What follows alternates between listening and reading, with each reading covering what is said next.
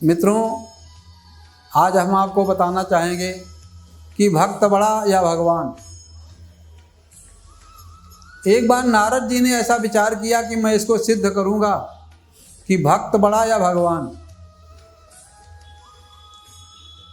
तो समय था त्रेता युग का, गुरु पूर्णिमा का अवसर था। तो गुरु पूर्णिमा के अवसर पर, गुरु पूर्णिमा के अवसर पर लग रहा श्री राम का दरबार था। तो भगवान राम का दरबार लग रहा था गुरु पूजन के लिए। देश देश से राजा महाराजा थे आए हुए, सप्त ऋषियों के सहित नारद भी थे आए हुए।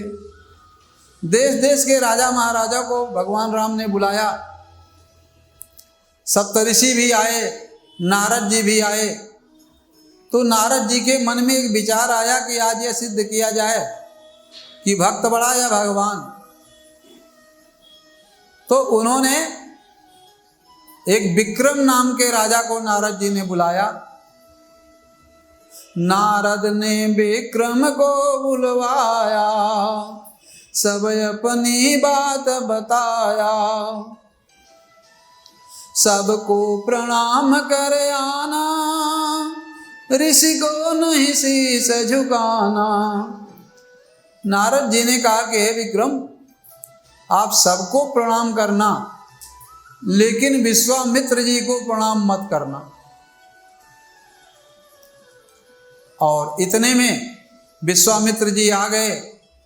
सभी राजा महाराजा उठ करके खड़े हो गए, सबने प्रणाम किया, अभिवादन किया।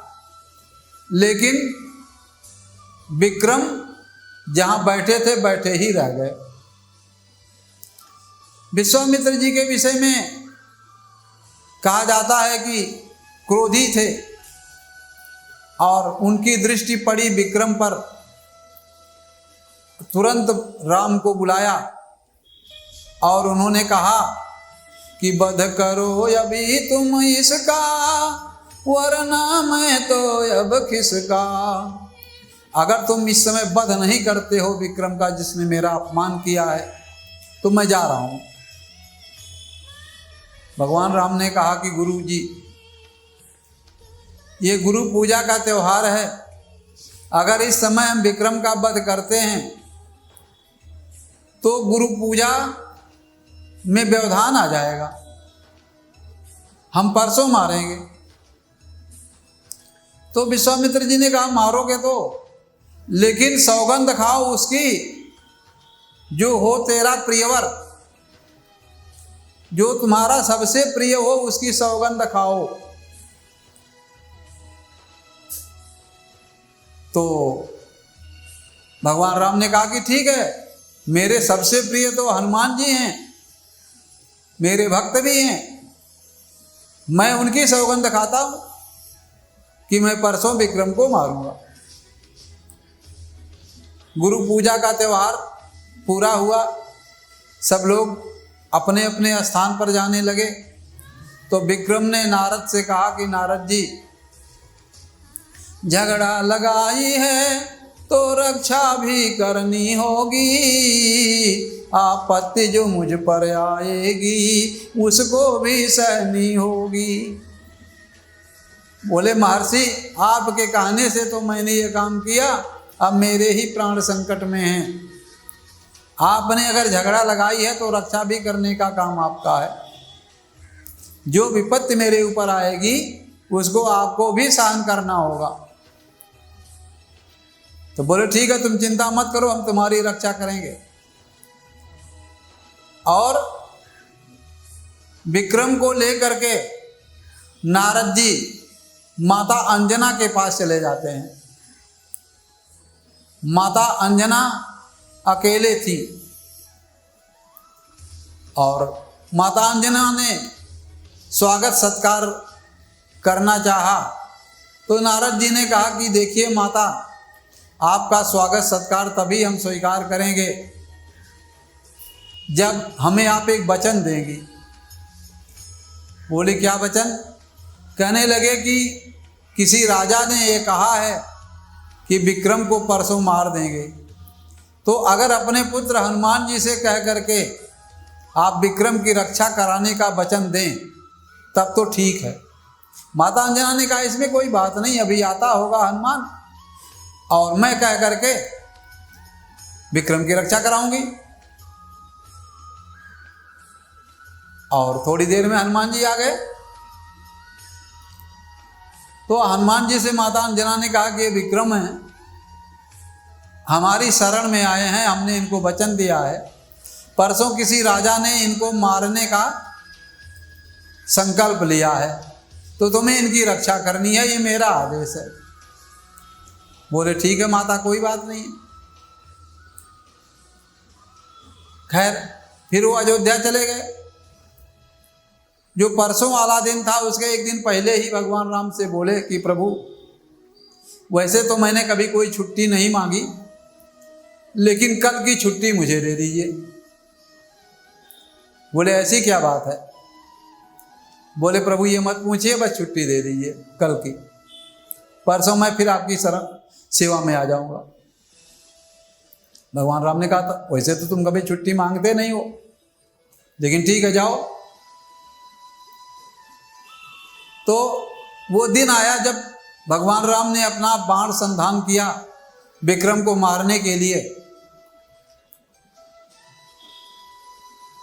तो इसके पहले मित्रों नारद जी ने कहा कि भाई मैं हनुमान जी ऐसे नहीं मानूंगा कि आप इनकी रक्षा करेंगे, आप प्रभु राम की सौगंध खाइए। तो प्रभु राम की सौगंध खाया था हनुमान जी ने कि मैं विक्रम की रक्षा हर हाल में करूंगा। और वो दिन जब आ गया तो हनुमान जी विक्रम को लेकर के घर से बाहर चले गए और राम राम बैठ करके जपने लगे। विक्रम से भी कहा कि कोई भी स्थिति हो केवल तुम राम राम जपो, किसी से कोई बात मत करना। तो हनुमान जी भी राम राम जपने लगे, विक्रम भी राम राम जपने लगे और प्रभु राम ने अपना बाण चलाया।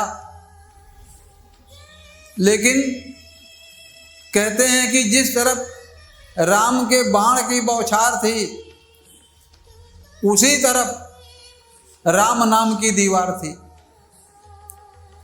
तो राम का बाण राम की दीवार को भेद नहीं सका और सुबह से दोपहर हो गया, शाम हो गई। भगवान राम को पता चला कि ये तो हनुमान जी रक्षा कर रहे हैं। उन्होंने कहा हनुमान ये क्या है? बोले प्रभु क्या बताऊं, गलती से मैं आपकी सौगंध खा चुका हूं कि विक्रम की रक्षा करूंगा। अब आप चाहें तो मेरे प्राण ले लें, मुझे कोई चिंता नहीं है, लेकिन आपकी सौगंध खाया हूं इसलिए मैं मजबूर हूं। भगवान राम ने कहा कि वही सौगंध तो मैंने खाया है तुम्हारी कि मैं इनको मारूंगा। तो दोनों तरफ से उहापोह की स्थिति हो गई। ऐसी स्थिति में विश्वामित्र जी आ गए और विश्वामित्र जी ने कहा कि राम मैंने जो तुम्हें आदेश दिया था वो मैं अपना आदेश वापस लेता हूं। और इस तरीके से नारद जी ने ये सिद्ध किया कि भक्त बड़ा है भगवान से। भगवान हमेशा भक्त की रक्षा करते हैं और भगवान हमेशा भक्त का मान रखते हैं। तो इस तरीके से मित्रों नारद जी ने यह सिद्ध किया कि भक्त भगवान से बड़ा है। वैसे भक्त तो भक्त है, भगवान भगवान है, लेकिन भक्ति में इतनी शक्ति है कि भक्त का मान रखने के लिए भगवान अपने वचन को भी तोड़ सकते हैं। तो मित्रों अगर आप भी भक्ति करते हैं किसी की, किसी देवी की, किसी देवता की, किसी की भी, तो आप ये समझें कि वो देवी देवता आपकी रक्षा जरूर करेंगे, हर हाल में करेंगे। तो मित्रों अभी तक के लिए बस इतना। आगे किसी दूसरे विषय पर दूसरे एपिसोड में मिलेंगे। तब तक के लिए मित्रों जय महाशक्ति।